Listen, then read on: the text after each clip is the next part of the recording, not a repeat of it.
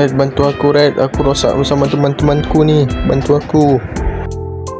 Oh ya, kamu di mana? Aku akan datang. Aku di parkiran ni bersama teman-temanku. Kamu datang ya. Jemput aku sama teman-temanku.